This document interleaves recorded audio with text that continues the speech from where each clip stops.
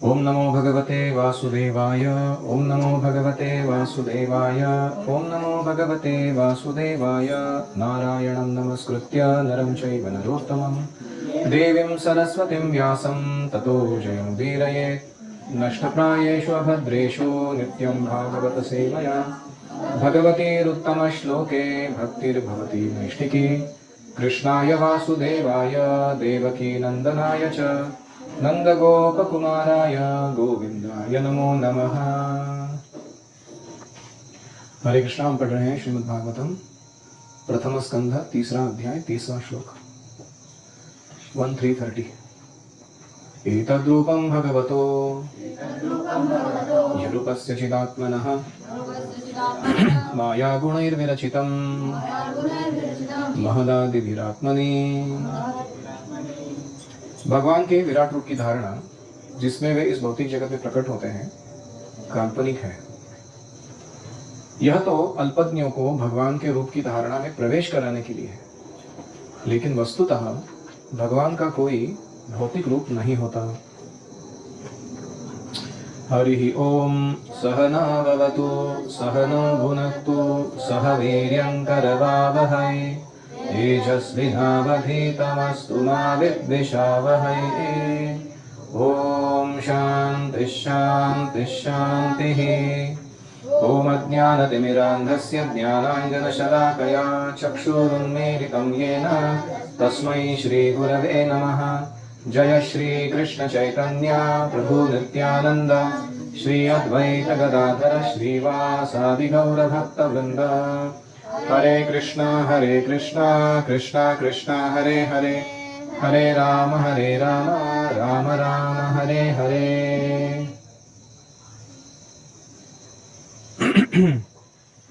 हरे कृष्णा। तो इसके पहले हम पढ़ रहे थे भगवान के 24 अवतारों का वर्णन, याद है आपको? और वो अवतारों का वर्णन कैसे समाप्त हुआ? एतेच अंशकला पुंसः कृष्णस्तु भगवान स्वयं। कृष्ण अवतारी है, ये सारे अवतार भगवान से कला या अंश के रूप में बाहर आते हैं। तो अभी हम देखने जा रहे हैं इसके आगे का जो पोर्शन है। हाँ, और एक चीज हमने देखा कि जो भी व्यक्ति सायं प्रातः गृणन भक्त्या दुख ग्रामात् विमुच्यते, शाम को और सुबह को इन अवतारों की लीलाओं का वर्णन सुनता है या पढ़ता है या कहता है, उसके जीवन के सारे दुख दूर हो जाते हैं। तो ये सब करने के बाद अभी हम आगे बढ़ रहे हैं। सुखदेव सुत गोस्वामी वहां बैठे हुए जो सेजस हैं उनमें से कुछ है वो भगवान के विराट रूप के प्रति आकर्षित है, कुछ है वो ब्रह्म के रूप प्रति आकर्षित है, ब्रह्म के प्रति।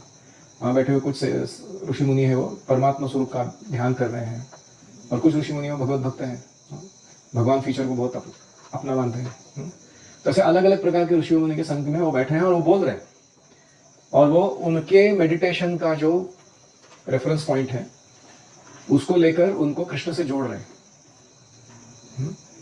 तो हो सकता है कोई राम जी का भक्त हो या कोई हो विराट रूप बहुत मानता हो। तो अलग अलग जो ऋषि मुनि हैं उनका जो आकर्षण का केंद्र है, विराट रूप हो, परमात्मा रूप हो, भगवत स्वरूप हो, उसको लेकर उस रेफरेंस पॉइंट को वो कृष्ण के साथ जोड़ने का प्रयास कर रहे हैं। इस श्लोक में वो क्या करते हैं, जो विराट रूप के प्रति आकर्षित लोग हैं उनको कैसे उनका ध्यान भगवान फीचर पे भी आ सके ऐसा प्रयास करते हैं। वो कहते हैं कि ये जो भगवान का विराट रूप की धारणा है, जिसमें उनका भौतिक जगत में प्रकट रूप, जिसपे हमने भौतिक पदार्थों को थोपा हुआ है कि नदियां जो है वो नाड़ियां हैं विराट रूप की, जो पर्वत है उनके अस्थि है, ऐसा जो सूर्य चंद्र है उनके नेत्र हैं, ऐसा जो वर्णन है, ये किस लिए है? वो कहते हैं कि ये अल्पज्ञ लोगों को भगवान के रूप की धारणा में प्रवेश कराने के लिए, पहले तो ये बताने के लिए कि परम सत्य का रूप है, और दूसरा ये बताने के लिए तुम इन जो भौतिक जड़ तत्वों को देख पा रहे हो ना, उनमें भी तुम भगवान की कल्पना कर सकते हो। और इसलिए हमें यह समझ में आना चाहिए कि वस्तुतः भगवान का कोई भौतिक रूप नहीं होता है। भगवान उनका प्राकृत स्वरूप रहित चिन्मय ऐसा रूप है। तो अभी यथा नभसि मेघौघो रेणुर्वा पार्थिवो निले एवं द्रष्टरि दृश्यत्वम् आरोपितम अबुद्धिभिः। बादल तथा धूल वायु द्वारा ले जाए जाते हैं। वायु क्या करती है? बादल को ले जाती है या धूल भी उड़ाकर ले जाती है। लेकिन अल्पज्ञ लोग कहते हैं कि आकाश मेघ आच्छादित है या वायु धूलिमय हो गई है, मलिन हो गई है। क्या वायु के ऊपर धूल का या वायु के ऊपर बादल का कोई प्रभाव होता है? नहीं होता। वायु अपने शुद्ध स्वरूप में ही रहती है हमेशा, हालांकि वो दिखता ऐसा है। इसी प्रकार वे लोग आत्मा के विषय में भी भौतिक शरीर की धारणाओं का आरोपण करते हैं। तो बादल वायु के आश्रय में रहते हैं, धूसरपना धूल में होता है, लेकिन बादलों को आकाश में या धूसरपना को वायु में रहने का आरोप करने वाले लोग अल्पज्ञ हैं, क्योंकि आकाश जो है वो बादलों से प्रभावित नहीं होता, बहुत वास्ट है वो, और वायु जो है वो धूसरपना से प्रभावित नहीं होता। ऐसे ही आत्मा में जो व्यक्ति स्थूल वस्तुओं का दृश्य रूप है ऐसा मानते हैं, जैसे स्वयं को ही शरीर मानते हैं कुछ लोग, है कि नहीं? उनको क्या लगता है, मैं ये शरीर हूँ, ये मेरी आंखें हैं, ये मेरे गाल है, ये मेरे बाल है और उसको बहुत समय देकर वो उपासना करते हैं इसकी, शरीर की। उनको ये समझ में नहीं आता कि ये शरीर मैं नहीं हूँ, है कि नहीं? ये फिलॉसफी तब तक ही टिकता है जब तक हम आईने के सामने नहीं गए।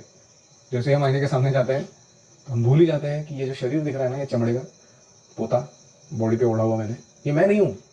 ये समझ में नहीं आता लोगों को, इसलिए उनको अल्पज्ञ कहा गया है, मूर्ख कहा गया है। जब राष्ट्रपति अपने विशिष्ट कार में बैठकर कहीं जा रहा है तो लोग कहते हैं अरे देखो राष्ट्रपति जा रहे हैं। वो किसको देख रहे हो? कार को देख रहे हैं। लेकिन वो कार का आरोप किस पे लगा रहे हैं? आरोप मतलब ये आरोप वो नहीं है, एक्यूजेशन नहीं है, मतलब जो क्राइम के सीन में होता है वो वाला आरोप नहीं चल रहा है। ये आरोपण करना मतलब क्या है कि एक वस्तु का दूसरे वस्तु के ऊपर संबंध जोड़ना, उसको आरोप कह रहे हैं। तो वह रहा राष्ट्रपति, ऐसे बोलते हैं। कभी कभी अगर हमको किसी को बुलाना है तो हम क्या करते हैं, ए रिक्शा इधर आ, ए टैक्सी इधर आ। अभी वो आदमी टैक्सी है क्या? वो रिक्शा है क्या खुद? लेकिन हम बोला कैसे ऐसे हो। कभी कभी लोग कहीं गाँव अपने ऑफिस पहुंचने में लेट हो गए, पूछा क्यों लेट आए? मेरा टायर पंक्चर हो गया था। तुम्हारा टायर कैसे पंक्चर हो सकता है? तुम्हारे गाड़ी का टायर पंक्चर होता है ना। मेरा पेट्रोल खत्म हो गया था। What do you mean? वो इतना वो व्हीकल के साथ अपना आइडेंटिफिकेशन है उसका कि उसको समझ में नहीं आ रहा मैं बोल क्या रहा हूँ एग्जैक्टली। तो इसको कहते हैं अल्पज्ञ लोगों की धारणा, या ऐसे ही शरीर को भी अपना मान बैठते ही है और उसके लिए कुछ नहीं करते लोग। आप मॉल में जाके देखिए, इतने आइटम्स है वहां पे सारे शरीर के लिए। आत्मा के लिए कोई वस्तु मिलती है मॉल में? हो सकता है कभी एक भगवदगीता मिलेगी प्रभात की कहीं कॉर्नर में, किसी ऐसे क्रॉसवर्ड कोई बुक स्टोर है उसका कोई सेक्शन में मिलेगा, स्पिरिचुअलिटी सेक्शन। लेकिन ज्यादातर मॉल में क्या है, नाखून के लिए कितने पदार्थ है, बाल के लिए कितने पदार्थ है, स्किन के लिए कितने पदार्थ है, देखा कभी सोच के? It is called disproportionate amount of energy we are wasting on this things, जो हम नहीं है।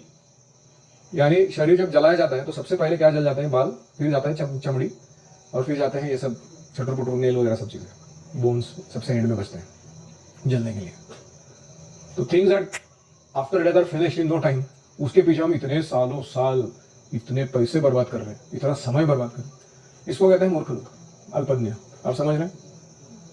तो जो व्यक्ति बिना जरूरी योग्यता के ईश्वर का दर्शन करना चाहता है, उनके लिए एक ऑप्शन दिया जाता है कि विशालकाय ब्रह्मांड जो है ना, यही भगवान का रूप है। क्योंकि तुम्हारी अभी तक योग्यता ही नहीं बनी है कि तुम अपने शारीरिक चेतना से बाहर निकल के भगवान के स्वरूप को समझ सको। जैसे राधानाथ महाराज उदाहरण देते हैं कि वो कहीं अमेरिकन बड़ी यूनिवर्सिटीज में जाते थे, वहां पीएचडी किए हुए लोग हैं।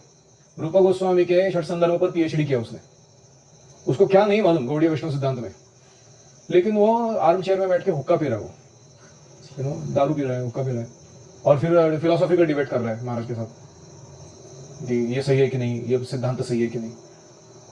तो ये क्या है? ये it's like somebody was not completed his kindergarten, वो पीएचडी लेवल की गप्पे मार रहा है। पहले तो अपने शरीर मन पर कुछ नियंत्रण लाओ, गोस्वामी बनो, आगे जाके बहुत है। स्पिरिचुअल लाइफ मतलब ऐसा चीप नहीं है।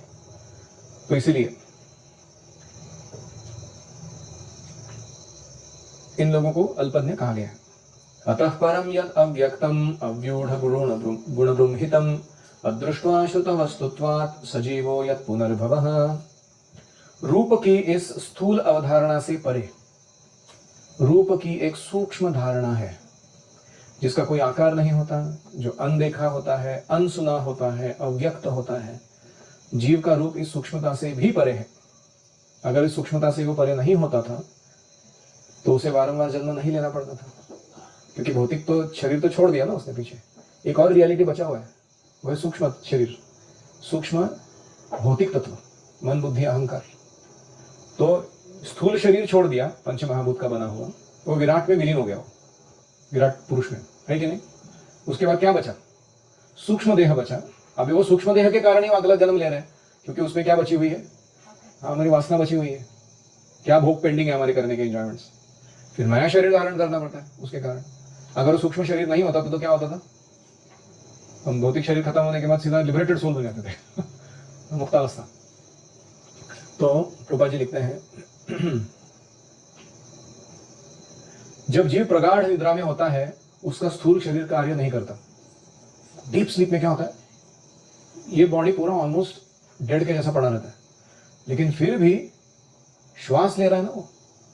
इससे हम जान सकते हैं कि अभी भी भीतर बैठा हुआ है आत्मा, उधर मरा नहीं हुआ अभी, लेकिन उसकी स्वप्नावस्था में उसका अलग ही वर्ल्ड चल रहा है एक अंदर। कहाँ कहाँ भटक रहा है वो, क्या क्या कार्य कर रहा है, उधर ही बैठा है उसी जगह पर, लेकिन पूरा ब्रह्मांड घूम के आता है वो स्वप्ने में अपने। तो इसका मतलब है कि स्थूल सूक्ष्म शरीर इनके परे जीवात्मा है। ऐसे ही भगवान भी हैं, वो अपने दिव्य रूप में नित्य विद्यमान रहते हैं, वो स्थूल और सूक्ष्म चीजों में अटकते नहीं हैं।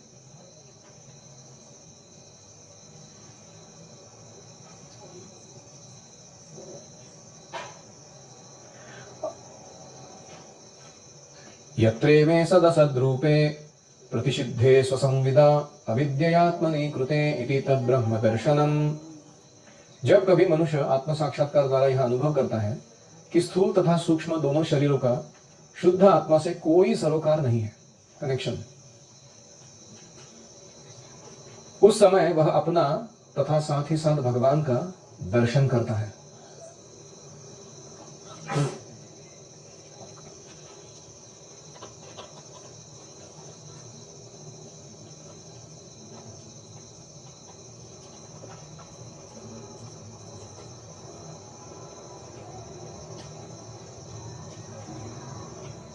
ये श्लोक बहुत विशेष है। इसमें दो शब्द विशेष है। प्रतिषिद्धे का अर्थ होता है कि प्रतिषेध मतलब निकाल बाहर करना, बोलते ना, स्मोकिंग प्रोहिबिटेड, धूम्रपान निषिद्ध है, प्रतिषिद्ध है, ऐसे बोलते ना। और दूसरा स्वसंविदा, स्वसंविदा मतलब आत्म साक्षात्कार प्राप्त होना। ये तुकाराम महाराज कहते हैं कि तुकामणे होय मनाशी संवाद आपुलाची वाद आपणासी। स्वसंविदा यानी जो जीव है वो अपने आत्मस्वरूप की दर्शन करते समय वो खुद से ही बातचीत कर रहे हैं, उस आत्मस्वरूप का दर्शन प्राप्त करके, कि मैं पहले खुद को क्या समझता था, अभी कौन हूं मैं। इसीलिए जब ये दोनों प्राप्त करते हैं हम, बॉयकॉट मटीरियल सूक्ष्म एंड स्थूल शरीर एज नॉट माइंड, इसमें से कुछ भी मेरा नहीं है, और हम आत्मस्वरूप के बारे में संभाषण करते हैं, चाहे वो शास्त्र के साथ संभाषण कर रहे हो, गुरु के साथ कर रहे हो, या खुद के ही साथ कर रहे हो, स्वसंविदा, तो उस व्यक्ति को आत्म साक्षात्कार प्राप्त होता है। और वो देख सकता है अविद्या आत्मनिकृते, मैंने अविद्या के कारण ही, इग्नोरेंस के कारण ही ये शरीर को अपना मान बैठा था मैं, वास्तविकता में मेरा इससे कुछ लेना देना नहीं है। इति तद ब्रह्म दर्शनम, इसे ब्रह्म दर्शन कहा गया है। You can see that you are not the body, you are spirit soul, ब्रह्म दर्शनम। यद्येषोपरता देवी माया वैशारदी मतिः संपन्न एवेति विदुर्महिम्नि स्वे महीयते। जब माया का शमन हो जाता है,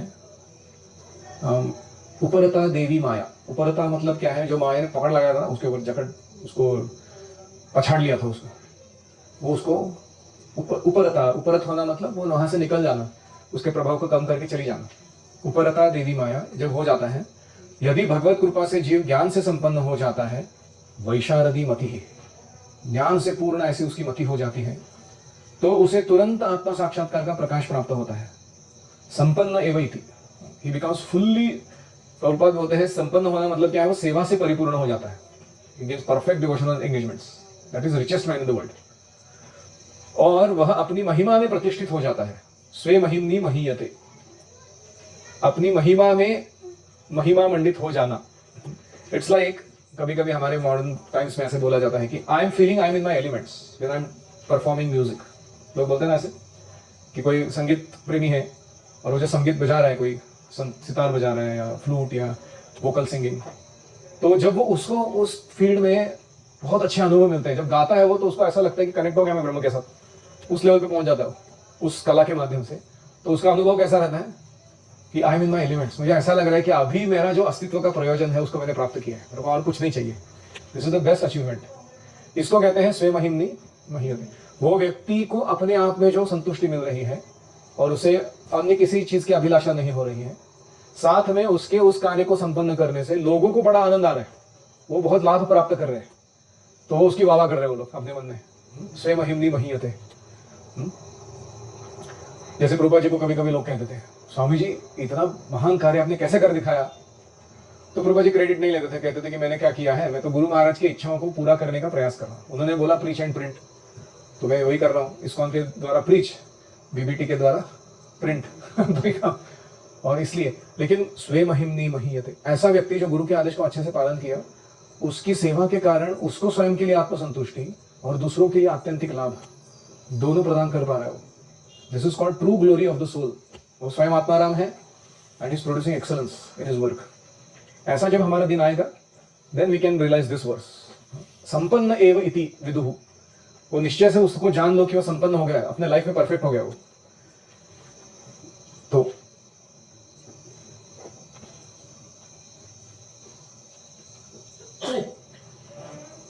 प्रभात उदाहरण देते हैं।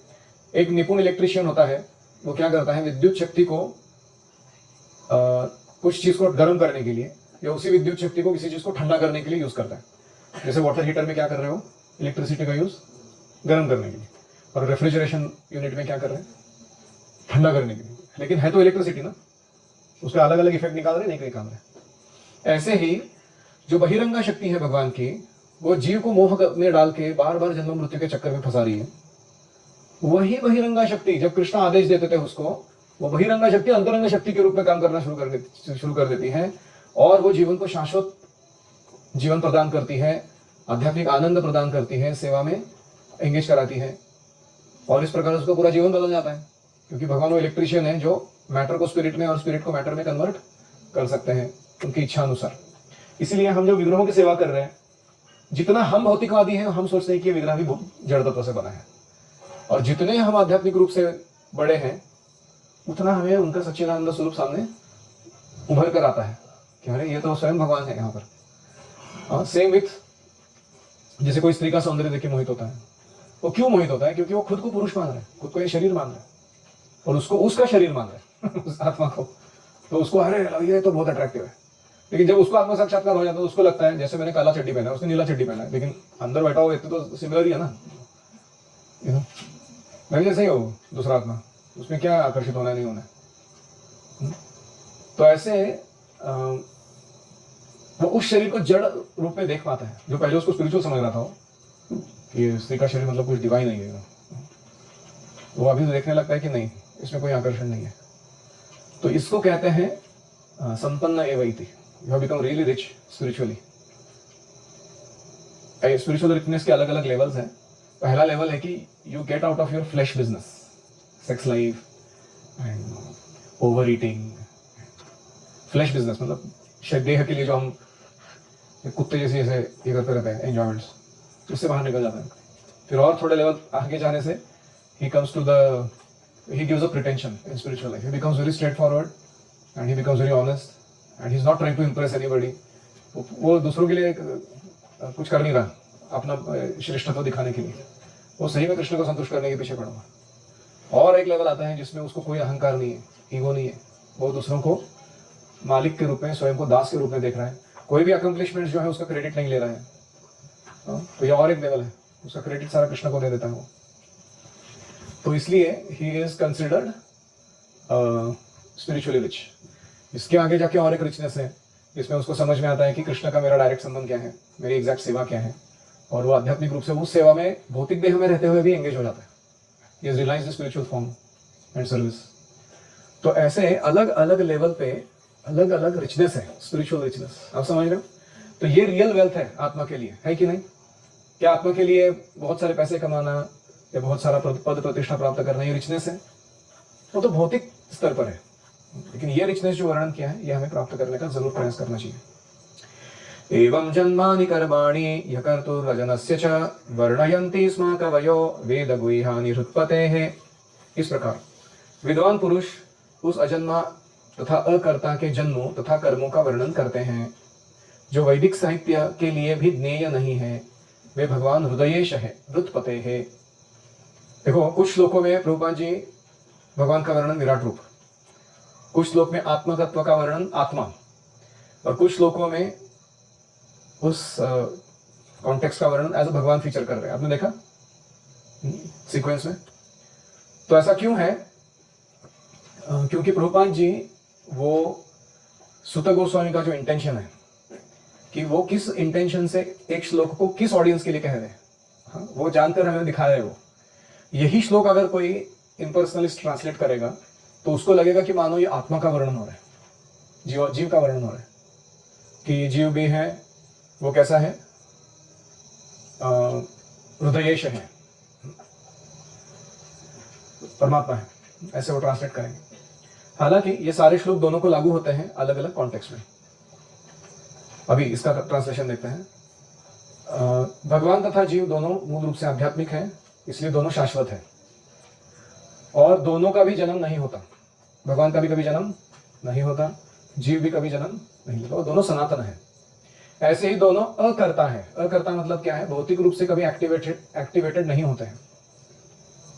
भगवान तो कोई इंटरेस्ट ही नहीं है मटेरियल लाइफ एंजॉय करने में, लेकिन जो जीव मटेरियल लाइफ एंजॉय करते हुए दिखाई दे रहे हैं वो केवल एक वीडियो गेम खेल रहे हैं जिसमें एक्चुअली वो कोई एक्टिविटी कर नहीं रहे। वो सारा एक्टिविटी कैरिड आउट किसके द्वारा है? वो सॉफ्टवेयर के द्वारा कैरिड आउट किया जा रहा है। वो जो गन्स चला रहे हैं, कोई जंप मार रहे हैं या कोई कॉइन्स प्राप्त कर रहे हैं, वो क्या सही में हो रहा है क्या सब? वो तो सॉफ्टवेयर खिला रहा है उसको, गेम को, इसलिए वो अकर्ता है। और ये दोनों भी वैदिक साहित्य के द्वारा ज्ञेय नहीं है। ज्ञेय मतलब जाने जाने वाले, इनको जाना नहीं जा सकता। किसके द्वारा? सिर्फ वैदिक साहित्य पढ़ के। गुरु की आवश्यकता इसीलिए है। कुछ लोग कहते हैं कि पुस्तक है हमारे पास, गुरु की क्या जरूरत है? लेकिन पुस्तक में तुम्हारा कान पकड़ने का क्षमता नहीं है ना। तुम जब स्पिरिचुअल लाइफ में ट्रेनिंग ले रहे हो तो तुमसे जब अच्छा किया जाता है तो प्रेज, या तुमसे गड़बड़ हो जाता है तो डांट, तो पुस्तक नहीं दे सकता। उसके लिए कौन चाहिए? गुरु चाहिए। और गुरु को संतुष्ट करने के बाद ही वो जो शास्त्र तुम पढ़ रहे हो वो अपना ताला खोल के वास्तविक दर्शन कराता है कि अंदर मेरे क्या बैठा हुआ है, इस श्लोक के अंदर क्या है। सो दैट इज हाउ ज्ञेय नहीं है आसानी से दोनों का तत्व जानना, भगवान का भी और जीव का भी। सवा इदं विश्वमग्नोऽघलीलः सृजत्यवत्यत्ति न सज्जतेऽस्मिन् भूतेषु चान्तर्हितात्मतन्त्रः षाड्वर्गिकं जिघ्रति षड्गुणेशः। जिनके कर्म सदैव निष्कलंक होते हैं वे भगवान 6 इंद्रियों के स्वामी हैं। हमारी 6 इंद्रियां क्या है? कान, नाक, आंख, जीभ, त्वचा और जीवा। जीव हो गया, करेक्ट, 5। और मन को षष्ठ इंद्रिय बोला गया है, द सिक्स्थ सेंस। तो ये भगवान इसके स्वामी हैं और 6 ऐश्वर्यों के साथ सर्वशक्तिमान है। भगवान के 6 ऐश्वर्य कौन से हैं? Power, wealth, knowledge, beauty, fame, renunciation. Power, wealth, knowledge, beauty, fame, renunciation. ये पूर्ण मात्रा में जिसके पास है उसको क्या कहते हैं? भगवान। भग मतलब ऑप्युलेंस, वान मतलब जिनके पास है।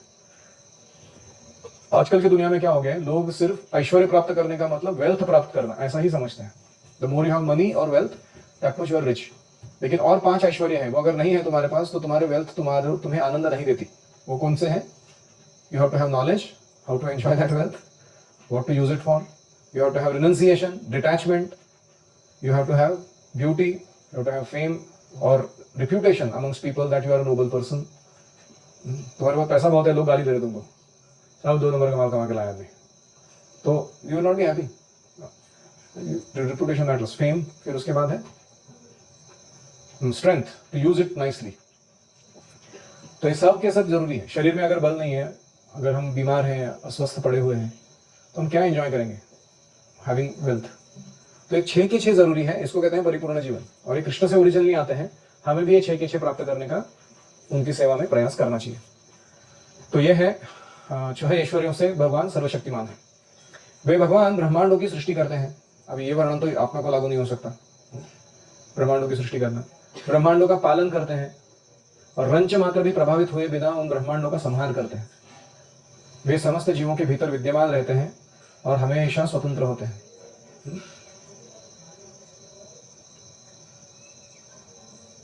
तो भगवान और जीव के बीच में फर्क क्या है, कौन बता सकता है? What is the difference between Lord and the living entity?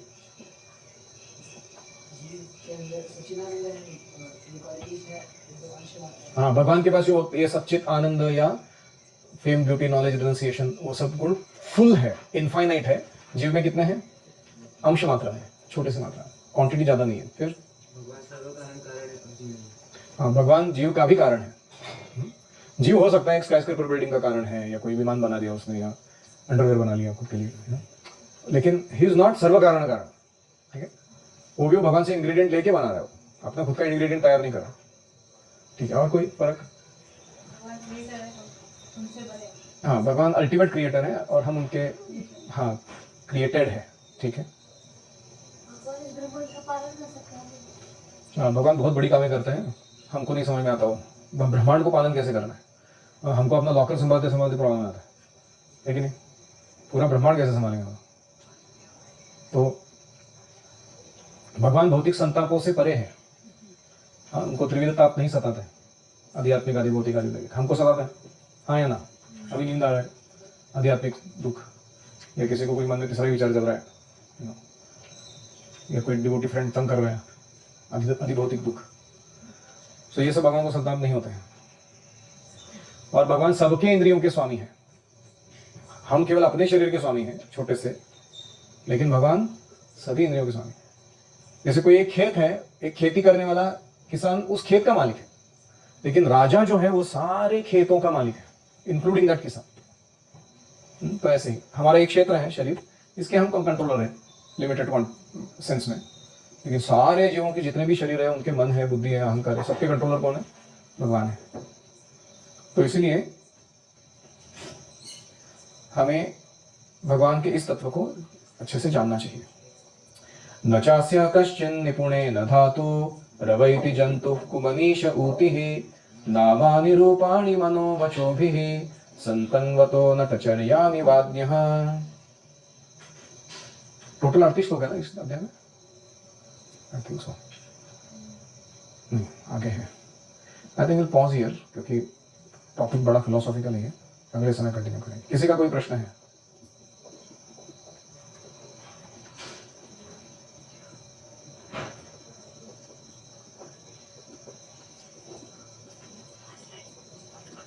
Okay, just to summarise, भगवान के विराट रूप की धारणा नौसिखिए लोगों के लिए है, जो भौतिक तत्वों में ही भगवान को देख सकते हैं, भगवान के आध्यात्मिक स्वरूप को नहीं जानते हैं। फिर अगले श्लोक में हमने देखा कि बादल को आकाश में या धूलि को वायु में हम स्थित देखते हैं, लेकिन क्या आकाश या वायु उनसे प्रभावित होती है? नहीं होती है। ऐसे ही भगवान के ऊपर या जीव के ऊपर जो हम भौतिक तत्वों का आरोप कर रहे हैं कि ये सब उनसे दिखाई पड़ रहा है, तो उनका भी शायद भौतिक रूप है, ये सही नहीं है। हम टैक्सी वाले को ए टैक्सी करके बुलाते हैं, रिक्शा वाले को ए रिक्शा करके बुलाते हैं। क्या वो रिक्शा वाला रिक्शा है? नहीं, हमने वो आरोप किया उसके ऊपर कि वो। तो ऐसे हमें नहीं करना चाहिए, शरीर को आत्मा नहीं समझना चाहिए। फिर आगे हमने देखा कि जीव का स्थूल शरीर ही नहीं है, केवल एक सूक्ष्म शरीर भी है, और इसी सूक्ष्म शरीर के कारण उसको पुनर्जन्म लेना पड़ता है, क्योंकि सूक्ष्म शरीर मन, बुद्धि, अहंकार से बना हुआ शुद्ध नहीं हुआ है अभी तक। फिर अगले श्लोक में हमने देखा कि प्रतिषिद्धे स्वसंविदा, we have to kick out, दूर करना है हमको स्थूल और सूक्ष्म शरीर को, इससे अपना आइडेंटिफिकेशन बंद करना है। और स्वसंविदा मतलब क्या है? Bye consulting with guru, sadhu and shastra and ourselves. आपुलाशी, अपुनाचीवाद, आपुलाशी। We have to come to the platform of knowledge कि I am not this body, by gaining positive knowledge, इति तत् ब्रह्म दर्शनम। फिर उसके आगे हमने देखा कि जिनके पास ये ब्रह्म दर्शन प्राप्त हो जाता है, उनके ऊपर से माया का प्रभाव हट जाता है। माया उनको अपने चंगुल से छोड़ देती है, और वही माया जो बहिरंगा के रूप में कार्य कर रही थी, वो अपना मोड चेंज कर देती है। वो अंतरंग शक्ति जैसे, राधा रानी जैसे कार्य करने लगती है। और वो व्यक्ति जो है वो सेवा से परिपूर्ण हो जाता है, संपन्न हो जाता है और अपनी महिमा में स्थित हो जाता है. He looks very glorious and beautiful. और फिर हमने देखा कि ये अजन्मा अकर्ता जो भगवान है या जीव है, ये वेदों के द्वारा हम जान नहीं सकते. इनको जानने का तरीका है कि हमें आध्यात्मिक गुरु को अपनी सेवा से संतुष्ट करना होगा. तब वेद पढ़ेंगे तो वेद उनका गुह्य ज्ञान हमारे सामने प्रकट करेंगे. और लास्ट का श्लोक में हमने देखा कि भगवान जो है वो 6 इंद्रियों के स्वामी हैं, 6 ऐश्वर्यों के स्वामी हैं, ब्रह्मांडों के सृष्टिकर्ता, पालन करता, संहार करता है और समस्त जीवों के अंदर विद्यमान रहते हैं और फिर भी हमेशा स्वतंत्र रहते हैं. ऐसा उनका स्वरूप है. यहाँ पे अमोघ लीला कहा गया है उनको. अमोघ लीला का अर्थ क्या है कि उनके कोई भी क्रिएशन में कोई भी लैमेंटेबल चीज नहीं है. जैसे हम कभी कभी किसी बेटी को जन्म देते हैं और वो अगर दुर्गुणी निकलता है, अधार्मिक निकलता है, तो हमको शोक होता है कि क्या है, कैसा बच्चा पैदा किया है. लेकिन भगवान की जो सृष्टि है वो भगवान बनाते ही ऐसे हैं कि उसमें निंदनीय या शोचनीय कुछ भी नहीं है. ओम पूर्णमदः पूर्णमिदं पूर्णात् पूर्णम उदच्यते. तो ऐसे भगवान का क्रिएशन है. Everything is perfect and complete. और इसीलिए उनको क्या कहा गया है? अमोघ लीला. जिनकी लीला में कोई भी खोट नहीं और जो कभी व्यर्थ नहीं जाती, उसे कहते हैं अमोघ लीला. तो यहां तक हमने देखा. 36 श्लोक हो गए. अगले श्लोक बाद में देखते हैं. ओम हरे कृष्णा कृष्णा कृष्णा हरे हरे, हरे राम राम राम हरे हरे. हरि ओम तत्सत. श्रील प्रभुपाद की जय. समवेत भक्त वृंद की जय. ग्रंथराज श्रीमद् भागवतम की जय. गौर प्रेमानंदे हरि बोल.